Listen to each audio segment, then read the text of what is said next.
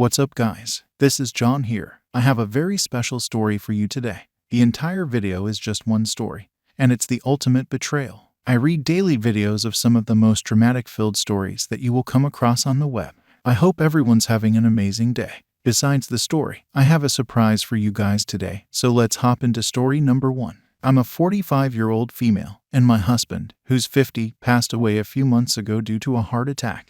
We got married quite late and have only one daughter who's 12 years old. I've been best friends with Johanna for over 30 years. We met in high school and have been inseparable ever since. Over the years, we got separated because of college life, etc., only to meet years later when we were both married. About a year after, we discovered that we lived in the same neighborhood. She had her son, Justin, who is now 16 years old. Our families were close, having trips together, barbecues, etc. Her son was very close to my husband and was nearly always at my house. I trusted this woman with my life, as she knew all the hardships that I faced, and like any person, I shared my marital problems with her often, and she would advise me on what to do. Her husband was barely home, always traveling, but she seemed okay with it. She said it allowed her to be a bored housewife, and she would have her freedom. When I got the call that my husband had had a heart attack, she was the first person I called. She promised to fetch my daughter at school while I went to the hospital. Things were not perfect between my husband and me. I had recently found out that he was drinking and smoking again, despite his health, but it was not bad to the point of me wanting to separate from him. Either way, I hoped that the heart attack was not serious and he would start to take his health more seriously from then on.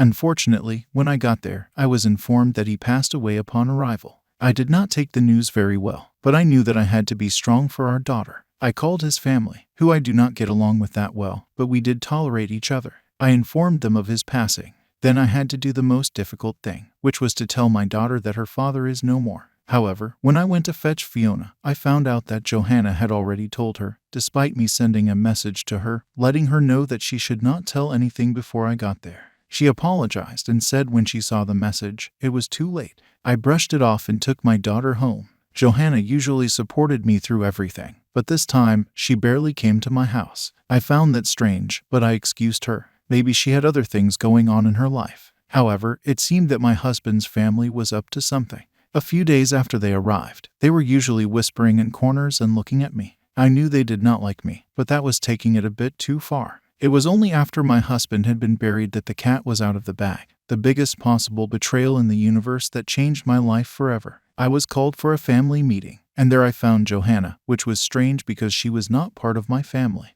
The family wanted to know if my husband had a will. To my knowledge, yeah, he had to have had one. But I'll have to talk to his attorney. I asked why it was important, and they said they wanted to know if the heir was in the will. I was confused, obviously. He would put his daughter in the will, but no, it appeared that I was the last person in the world to find out that my husband was Justin's father. I thought it was a prank, a joke, or simply a dream, but one look at Johanna's guilty face told me that they were telling the truth. I asked how it was impossible, but then Johanna said that she's been keeping the secret for a long time, but Justin was my husband's son. I cannot believe that the two people I trusted most in my life had just betrayed me in the worst way possible. I asked her how it was even possible. Her son was born around the time that we moved. She said it was a mistake and it happened one time when I was at work, but never happened again. I asked how she could be certain that it was his son. It was just a one-night stand, right? My husband's sister told me to stop being ridiculous. The boy clearly looked like his father. I told them I was not going to accept any lies. And if someone said something about Justin being my husband's son, I was going to kick them out of my house with the way that I was boiling with anger. I was sure that I was going to do much worse. And then, yes, the situation worsened because I got proof. It appeared that when she told my husband's family, they did demand a DNA test. Justin was indeed my husband's son. I had a few choice words for Johanna, who seemed to think that what she did was not so bad because apparently, just because it happened once and it was a mistake. I told her to get out of my house and for my husband's family to follow her if they protested. Well, she left, but that was not the last that I heard from her, for she was not done messing up my life. I do not even want to get into how I was feeling towards my husband at that time. For years, he'd been so close to that boy, in the same room as him, and he never once thought to tell me. I did not even think I knew him anymore. He had left me with this mess, and I did not even know what I was going to do or how to explain it to our daughter. Justin was a troubled child at the stage of rebellion, but he seemed to respect my husband more than his own father. I did not know how I could miss the resemblance. Maybe it was because he looked more like his mother. But now that I was looking at a picture of them standing side by side, I cannot believe that I've been so blind. They had the same nose, and they were both freakishly tall. He was taller than both Johanna and her husband. Those genes were strong in his family. I would know because even our daughter was tall, and Johanna kept on trying to call me, but I ended up blocking the number. I had too much on my mind, and I had to think. A week later, most of my in-laws had returned, except for my sister-in-law. I'd barely talked to any of them. I did not have anything to say, honestly. They had easily accepted my husband's betrayal like nothing. They had no loyalty to me, and I'd already spoken to my husband's lawyer on the matter of the will, and the real reading was going to take place soon. When I went to his office with my sister-in-law because, quote, he was my brother, of course, the lawyer said I had to be present, and my daughter. I saw my ex-best friend, Anne, and Justin there. I was upset and asked them both if they have not done enough damage already. Justin said that he had come to claim his inheritance. Wow, so now, some child who had just crawled out of nowhere was going to claim what my husband had left behind. I did not say anything back to him. I did not like him very much at that point, but I knew that he was just a child. Johanna, on the other hand, said that her son was owed his birthright. I did not say anything to her. I focused on Fiona, who had been affected the most by the entire situation. She's not taking it well. There was no easy way for me to explain why her world seemed to be falling apart, and I was not going to keep her brother a secret. Look how secrets had destroyed our family after her father's death. Anyways, at the end of the will reading, I found out that he had left everything to me. However, there was a large sum that would go to my daughter. So even though Johanna was sure that she was going to get something out of my husband's death, she got nothing. He had left some money to his family as well, but it was not much. I was just glad that my daughter would be taken care of. Johanna did not take it well. She said that she had proof Justin was his son, so he had a right to something. I told her to get lost, and her little plan had not worked. As for my husband, he was not there to defend himself, but I wish that I have known about this earlier and not gotten embarrassed like that after his funeral. Johanna and I exchanged some very heated words afterwards, with her accusing me of depriving her son of his, quote, legacy, as he was the oldest child and the only heir son, therefore the heir in her opinion. I told her not to stop living in a different century. I was not going to give anything to them after her betrayal, and she had the nerve to try to get a penny from my husband. I was finally seeing her true colors and regretted telling her about my troubles over the years. Only she and my husband knew whether the affair had only taken place. My sister-in-law gave me hell for the way I treated Johanna. I told her where to get off. If she was going to defend her brother's mistress, then I did not want her anywhere near me or my child. The poor girl had to see me losing it in front of everyone. It was so easy for me to be called heartless for holding a grudge over something that happened years ago, but no one understood how I felt. And I would be damned if I led Johanna anywhere near the finances. That money was for my daughter's future. I wished I could say that I trusted Justin to be responsible if I did give him some money, but he was a troublemaker, and I would not put it past him to blow it all. As if that was not enough, I was bombarded with calls from my husband's family. They threatened to kick me out onto the streets and take my daughter away from me. It seemed that just because they were wealthy and I had no one, that they thought they could just bully me. They pressed the wrong button when they mentioned my daughter. I told them to bring everything that they had. I was not going to back down from my decision. I was not giving anything to Johanna. Well, a few days later, they sued me. I countersued them. I was not going down without a fight. They wanted everything that he had left to go to Justin. They claimed him as an heir and did not even want to leave anything for my daughter. According to them, I could either support her myself or they would take her. I sued them for not having any access to the funds my husband left us. And where was Johanna's husband in all of this? Apparently, on some business trip. I was not sure if he knew, but I was sure he did because of the public way that Johanna claimed that the boy was my husband's son.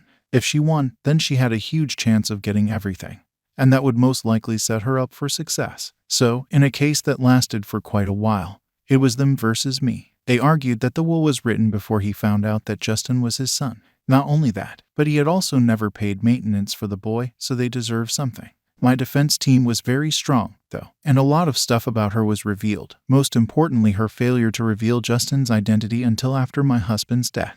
Not only that, but it was also clear that she was trying to swindle me and Fiona out of our money. She put on a good act, making me sound like a heartless person, etc. But I had the truth on my side. I mentioned the emotional damage I suffered because of her actions. And not only that, they did an investigation into both of our finances, and what they found out, it was shocking.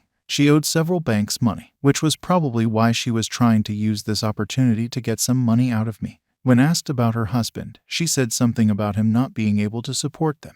Like me, she had a degree, but she never went back to work after giving birth. She had become a housewife while her husband worked. In the end, I did not get everything that I wanted, but at least my daughter's future was still secure. When he turned 18, he was supposed to get an amount equal to one that Fiona had gotten from her father. In the end, I felt that it was not unfair. He was just the product of their betrayal, and it was not his fault. But I could see that his mother was leading him down the wrong path. She, on the other hand, got nothing from me. My husband's family also had no right to kick me or my daughter out of the house. If they did, they would get arrested. I was relieved, and the whole ordeal was over, and Fiona and I would carry on with our lives. But unfortunately, that was not the case. A few nights later, Johanna came knocking angrily at my door. I told her to go away. I did not have time for her drama, and unlike her, I had to go to work tomorrow. But it was like she was possessed or something. She nearly broke my door open, and I had to open it in the end. This woman who slept with my husband then sued me and had the nerve to slap me. We had a minor scuffle and were pulled apart by Fiona's nanny who stayed at my house. She said that because of me, her husband was leaving her. I told her that's her fault. Then she said something about my husband being the one who could not control his urges. I told her I had nothing to do with her marriage. She blamed me more for not giving her money. Her husband wanted to divorce her because she lied about Justin's paternity. Yet somehow that was my fault. She said that if I had given her what she rightfully owned, then she would have easily left him and been able to support herself. It appeared that she was so certain that she would get the money that she did not care about her husband. Anyways, but now I assumed that he was back. And he found her still there, and he also found out his son was not really his. I told her that she made her own bed and now she has to go lie in it. She then proceeded to say that I thought I was better than her, flaunting my husband and family in front of her as if I was perfect. She did not need to drive home the fact that I was oblivious to his betrayal for all those years. I politely asked her to leave. I was not the one who had to live with the guilt and bitterness in my life. She was. Guys, she reluctantly left. She continued to send me long paragraphs blaming me, calling me a failure of a wife, and threatening to not let Fiona get to know her brother. I heard that her husband had managed to recover financially and was no longer broke.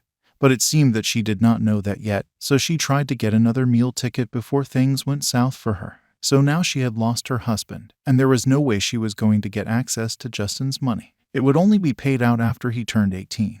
And her relationship with Justin had suffered as well because of the way that she lost her temper with him after the case. She's currently in a custody battle with her husband right now, and he wants to take all her kids away. They have 3, including Justin. And guys, the way it's looking, she might even lose Justin to them. She has trouble managing money, cheated, and does not have a cent to her name. Her husband, on the other hand, is the estranged spouse who's been betrayed. I cannot avoid updates on their divorce proceedings because we live in a small town. What I'm glad about though is that people have eased up on talking about our family. Fiona is struggling to come to terms with what her father did. I've booked into therapy sessions for the time being. As for her brother, I do not know if they will ever get time to form a bond, even if he escapes the evil clutches of his mother. They're still my husband's family. I have to cut ties with all of them, but I'm sure that they are going to try to get custody of them. So far, she has not expressed any desire to see him. Things between Johanna and I are still not well, as she goes around telling people that I'm the reason she's being divorced. I try to stay away from her and focus on my daughter. Guys, if I have one regret reading this story, it's the fact that OP's husband died before he could face the consequences of his hidden secret. This might be one of the biggest betrayal stories on the channel in my opinion, due to the fact that OP was not only betrayed by her lover of many moons, but also her best friend walked right up to her cold-bloodedly stabbing her in the back with a sword of betrayal. Guys, let me know exactly what you think about this situation and what would you do if you were in OP's shoes. Drop your comments down below. Share some love in supporting the channel. I love all you guys. I can't wait to continue reading all these stories.